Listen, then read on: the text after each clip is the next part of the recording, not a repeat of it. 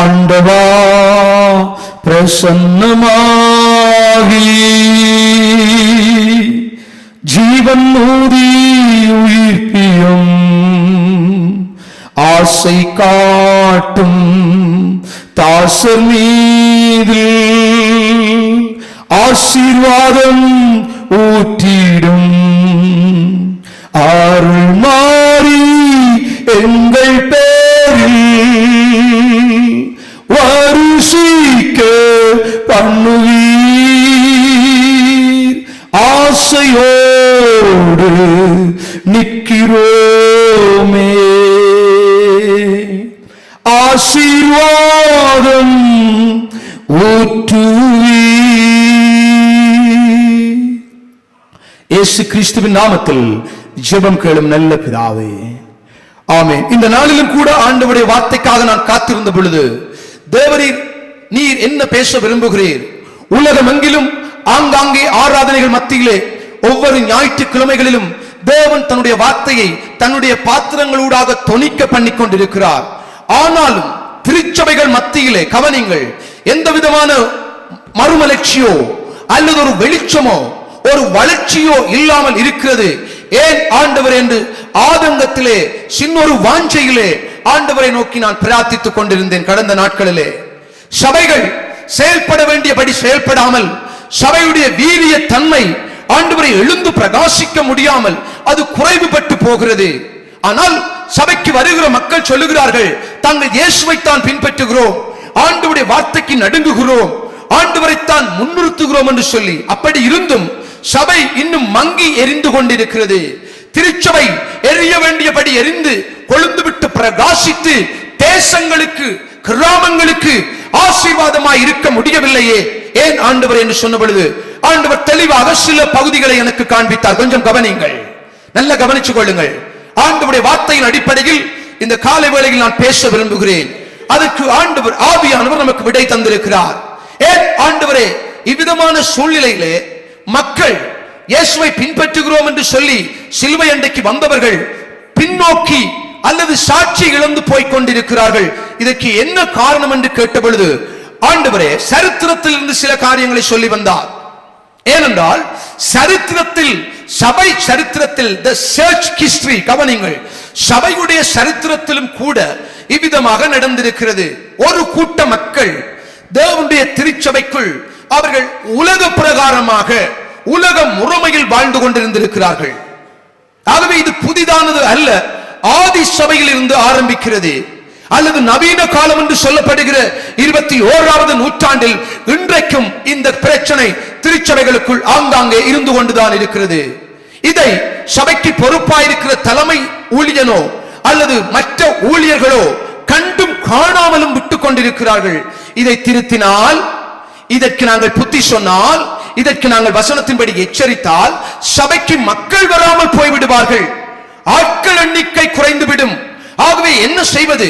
அவர்கள் வரட்டுக்கும் நாம் ஏதோ அன்பின் வார்த்தைகளையும் தேவனுடைய மன்னித்தலையும் தட்டி கொடுத்தலையும் சொல்லி பேசிக் கொண்டிருப்போம் என்று.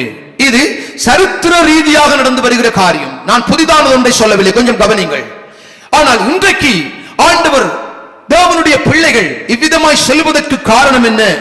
ஏன் இவர்கள் தேவனை பிரியப்படுத்தாமல், தேவனை சந்தோஷப்படுத்தாமல் தங்கள் மாம்சத்தையும் தங்கள் மனசையும் தங்கள் ஆசை இச்சைகளையும் தீர்த்து கொள்ள இந்த தேவனுடைய பிள்ளை என்கிற போர்வைக்குள்ளே கவனிங்கள், அல்லது இன்னும் கொஞ்சம் கூட சொல்ல போனால் வேதக்காரர் என்ற அந்த பேருக்குள்ளே இருந்து வாழுகிறார்கள்.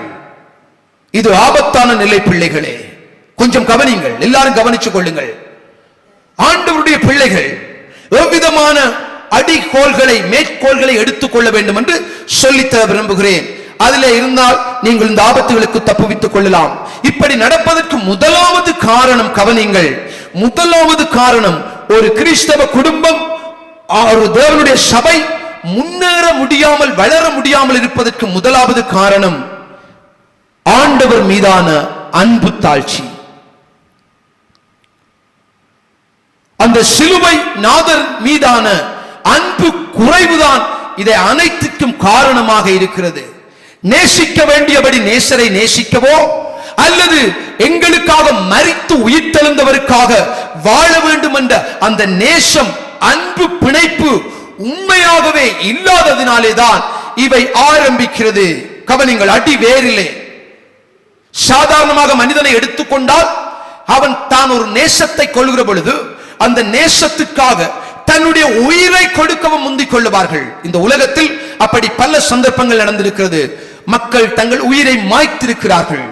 கவனிங்கள், நான் உன்னை நேசிக்கிறேன், இதுதான் என்னுடைய இருக்கத்தக்க உயர்வான பெருமதியான சொத்து, அதை கூட நான் உனக்காக இழக்க தயார் என்று சொல்லி தங்கள் ஜீவனை விட்டவர்கள் ஏராளம் சரித்திரத்திலும். ஆண்டவரை ஒரு தேவ பிள்ளை நேசிக்குமானால் கவனித்துக் கொள்ளுங்கள், அவனுடைய வாழ்க்கை பிரயாணம் அல்லது வாழ்க்கை படகு அல்லது வாழ்க்கையின் கப்பல் அழகாக போய்கொண்டே இருக்கும். புயல்கள் வரும், கொந்தளிப்புகள் வரும், மப்பு வரும், மந்தாரம் வரும், இருள் வரும். ஆனாலும் அவை நடுவிலே இயேசு கூட அந்த கடலிலே அவனோடு பிரயாணப்பட்டுக் கொண்டிருக்கிறார். நல்ல கவனித்துக் கொள்ளுங்கள். ஆண்டவர் மீதான நேசத்தை திருச்சபை இன்றைக்கு இழந்து கொண்டிருக்கிறது. எல்லாரும் கவனிங்கள். நான் ஒரு தனிப்பட்ட குடும்பத்துக்கு விரோதமாகவோ அல்லது தனிப்பட்ட நபருக்கு விரோதமாகவோ ஆண்டவருடைய வார்த்தையை பேசவில்லை. அது தேவன் தன்னுடைய வேலையை செய்வார். ஒவ்வொரு தனி மனிதனுக்கும் உரிய உரிமை பரிசுத்த வேதாகமம். ஆனால் தேவனுடைய இரத்தத்தினாலே சம்பாதிக்கப்பட்ட சபையிலே இருக்கிற மக்கள் இயேசுவை நேசிக்க வேண்டியபடி, அவரை அன்பு கூற வேண்டியபடி, அன்பு கூறுகிற அந்த அளவிலே அவர்கள் இன்னும் இல்லாதபடியினாலே வாழ்க்கையிலே சாட்சி இழப்பையும் தேவநாம மகிமையற்ற காரியங்களும் இடம்பெற்றுக் கொண்டிருக்கிறது. முதலாவது காரியம் வாசித்துக் கொள்ளுங்கள். 1 யோவான் புஸ்தகம், முதலாவது யோவான் புஸ்தகத்துக்கு பரிசுத்த வேதாகமத்தை திருப்பிக் கொள்ளுங்கள். உங்களுக்கு ஒருவேளை தெரிந்திருக்கும், அநேகருக்கு மனப்பாடமாய் கூட இருக்க வாய்ப்புண்டு இந்த வசனங்கள். முதலாவது யோவான் எடுத்துக் கொள்ளுங்கள். ஆவியானவர் இங்கே எழுதி வைத்திருக்கிற வசனங்களை நாங்கள் படித்துக் கொள்வோம். 4வது அதிகாரத்துக்கு திருப்புங்கள். 1 யோவான் 4வது அதிகாரம் 328வது பக்கத்தில் உள்ளது. 1 யோவான் 4ஆம் அதிகாரம் 9வது வசனம். தம்முடைய ஒரே பேரான குமாரனாலே, தம்முடைய ஒரே பேரான குமாரனாலே நாம் பிழைக்கும்படிக்கு தேவன் அவரை இவ்வுலகத்திலே அனுப்பினதினால், தேவன் அவரை இயேசு கிறிஸ்துவை இவ்வுலகத்திலே அனுப்பினதினால் தேவன் நம்மேல் வைத்த அன்பு வெளிப்பட்டது. தேவன் நம்மேல் வைத்த அன்பு வெளிப்பட்டது. 10வது வசனம்.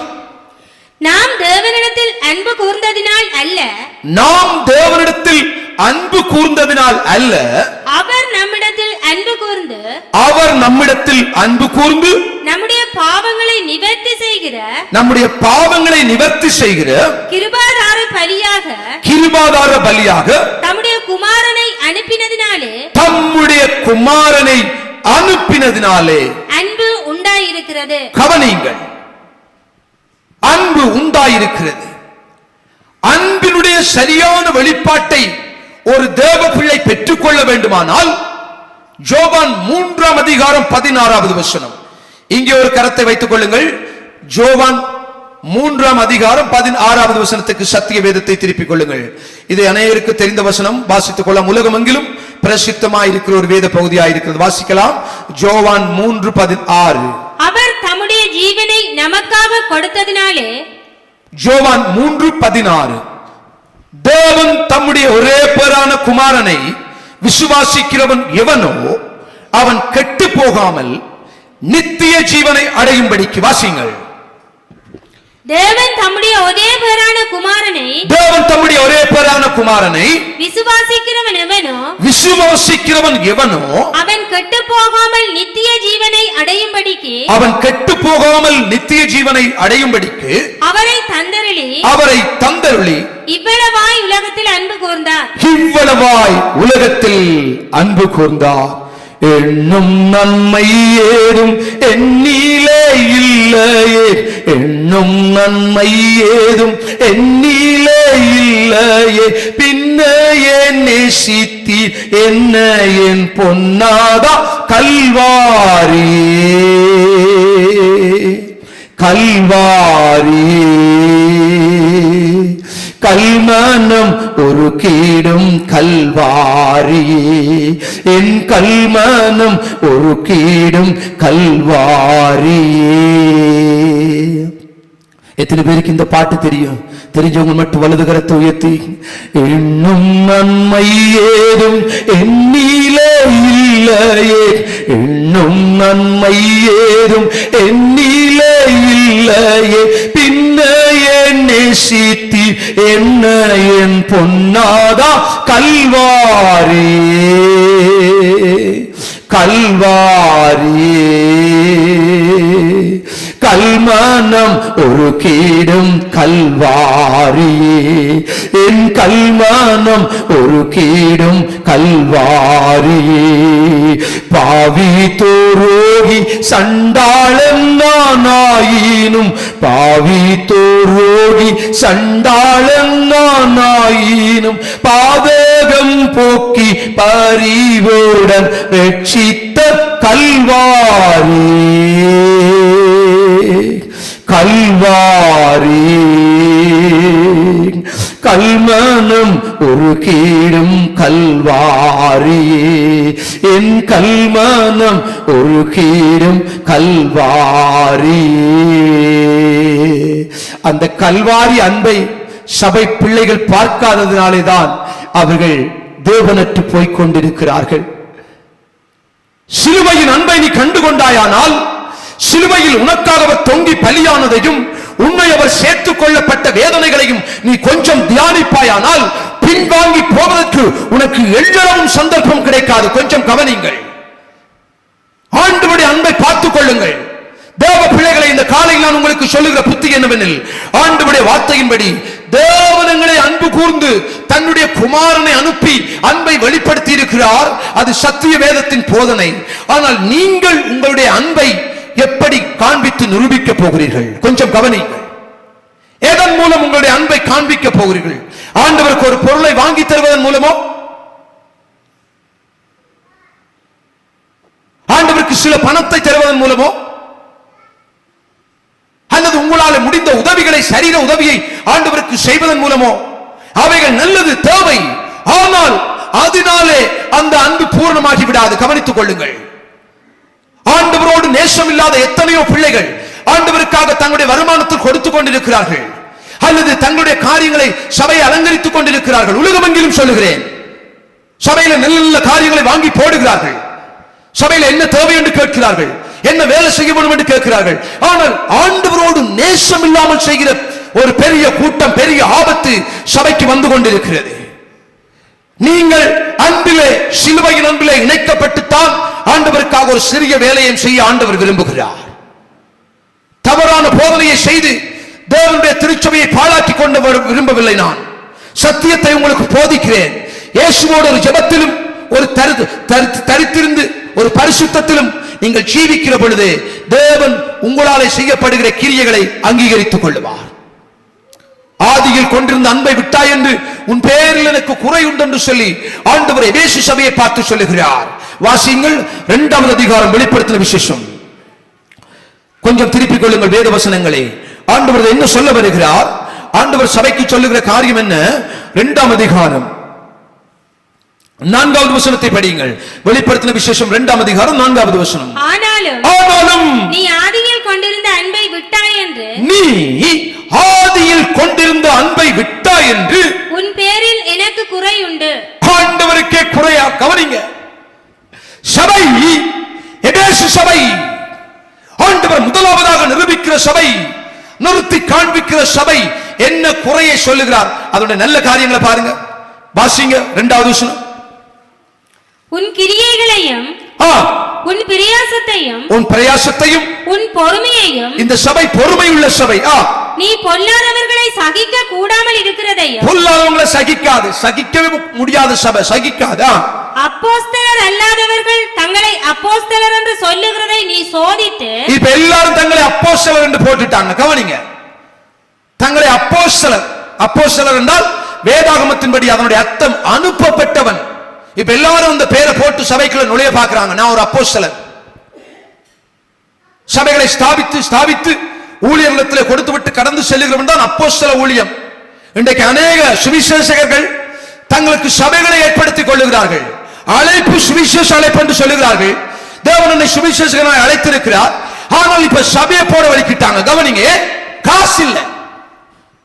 அழைத்தவர் உண்மை உள்ளவர். உன்னை சுவிசேஷகனாய் அழைத்தால் அவர் உன்னுடைய இறுதி மூச்சு மட்டும் அவர் உன்னை ஒரு குறைவும் இல்லாமல் நடத்துவார்.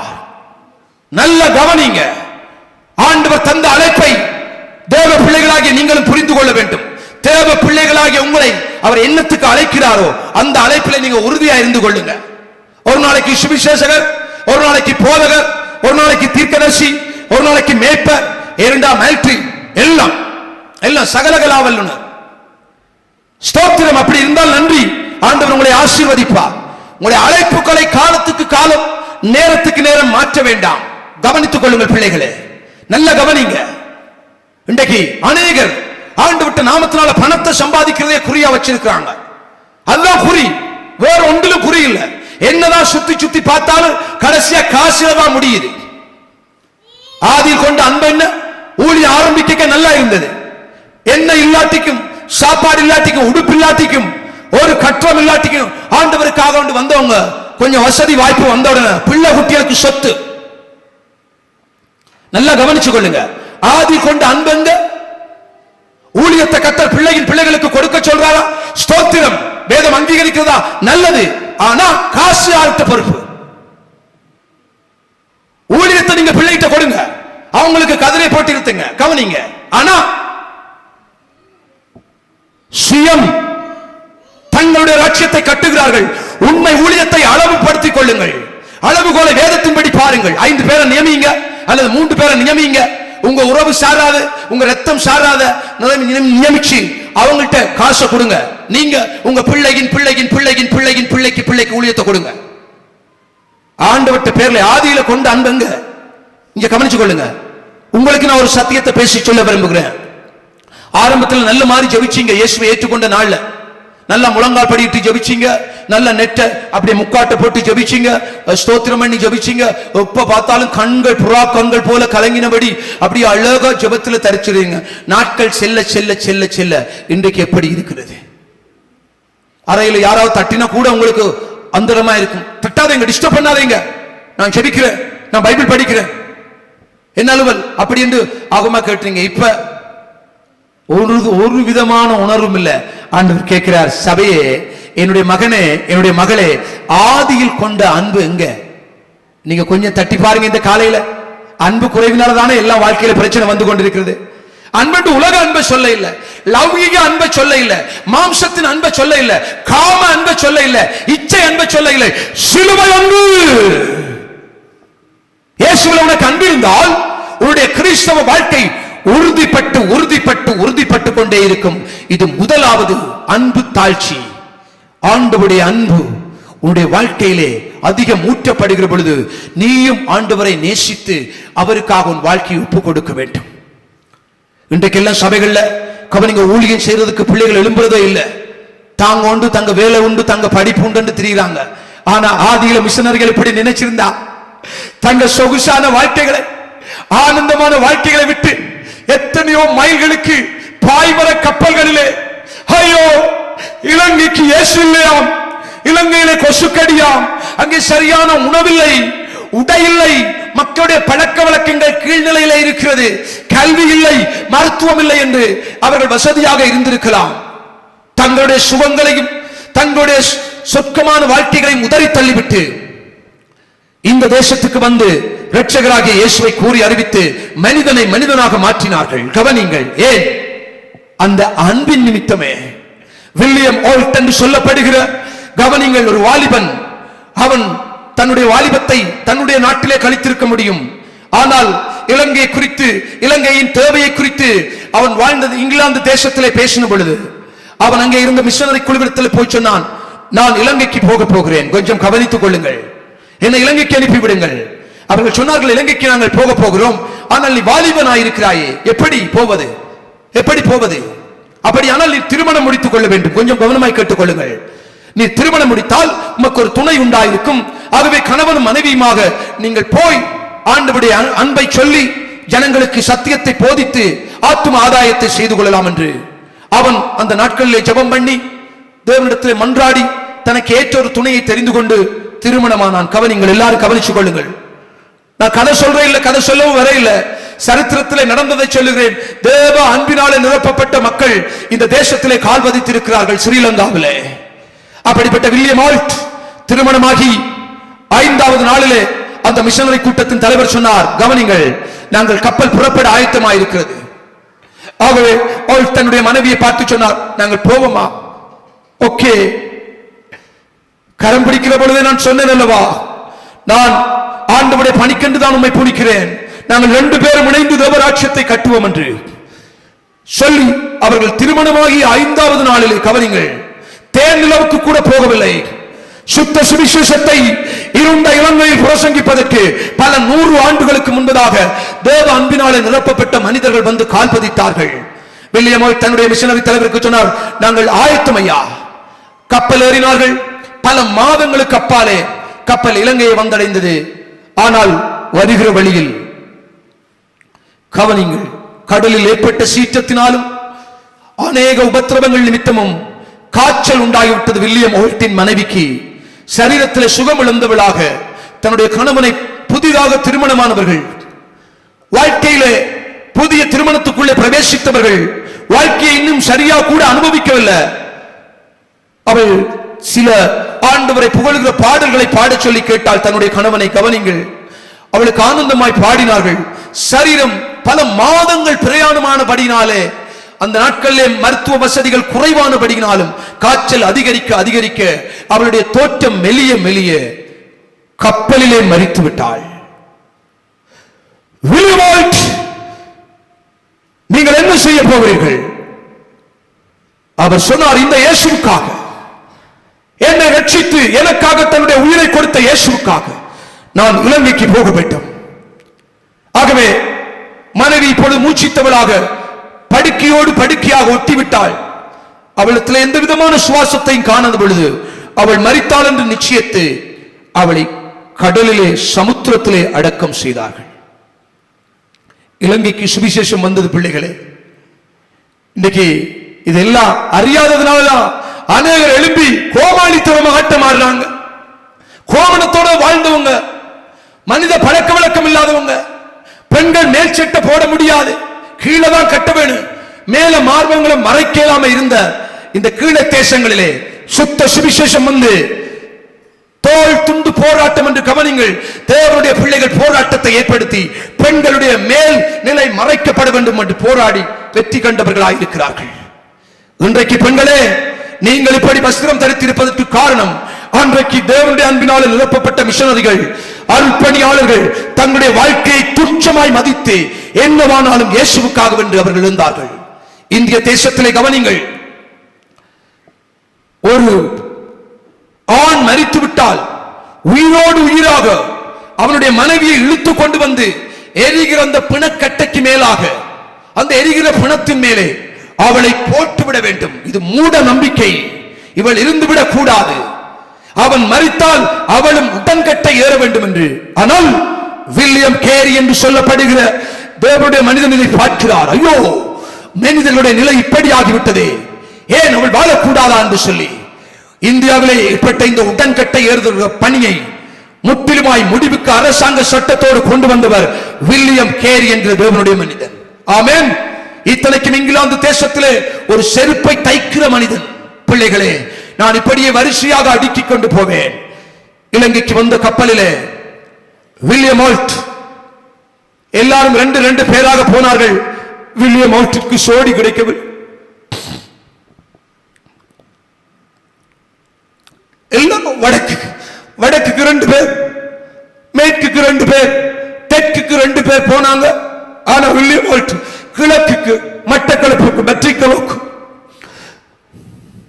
அவர் தனியே வந்து 8 மாதம் ஊழியம் செய்தார். வில்லியம் ஆல்ட் மட்டக்களப்புக்கு வந்து 8 மாதம் தான் ஊழியம் செய்தார். ஆனால் அவர் கல்லூரிகளை எழுப்பினார், பாடசாலைகளை எழுப்பி, ஆலயத்தை எழுப்பி 8 மாதங்கள் அவருடைய ஊழியம் நிறைவடைந்து விட்டது. அவர் கொடிய காய்ச்சலினாலே மரித்து போய்விட்டார்.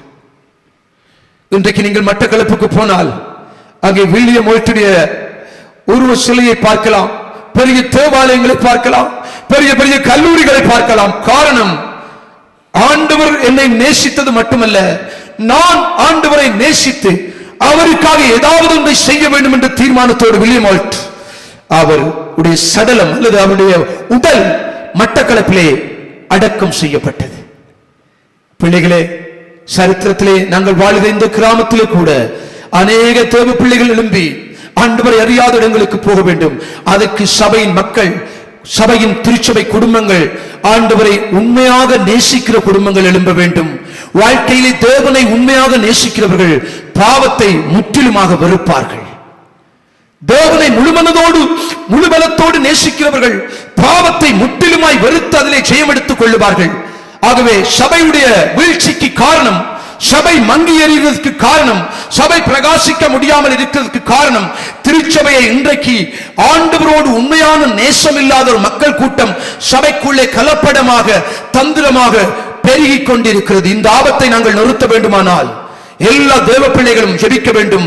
ஒவ்வொரு தேவனுடைய பிள்ளைகளும், திருச்சபை பிள்ளைகளும் சிலுவையை, இரட்சகரை, நேசரை நேசிக்கிற கூட்டம் சபையிலே எழும்ப வேண்டும். ஆமென், ஆமென், அல்லேலூயா. ஆகவே இந்த காலை ஆராதனையில கூட இயேசுவை நேசிப்பதற்கு நீங்கள் எந்த அளவுக்கு முக்கியத்துவம் கொடுக்கிறீர்கள், அந்த அளவுக்கு தான் உங்கள் கிறிஸ்தவ வாழ்க்கை பிரகாசிக்கும், கிறிஸ்தவ வாழ்க்கை வெளிச்சம் வீசும். பிள்ளைகளே, ஒரு வசனத்தை காட்டி நான் நிறைவு செய்ய விரும்புகிறேன். திருப்பிக் கொள்ளுங்கள் என்னுடைய கூட 1 யோவான் 3ஆம் அதிகாரம், 1வது யோவான் 3வது அதிகாரத்துக்கு நீங்கள் வேத புத்தகத்தை திருப்பும்படி கேட்டுக்கொள்ளுகிறேன். வாசித்துக் கொள்ளுங்கள். 16வது வசனம், 1 யோவான் 3:16. அவர் தம்முடைய ஜீவனை நமக்காக கொடுத்ததினாலே அன்பு இன்னதென்று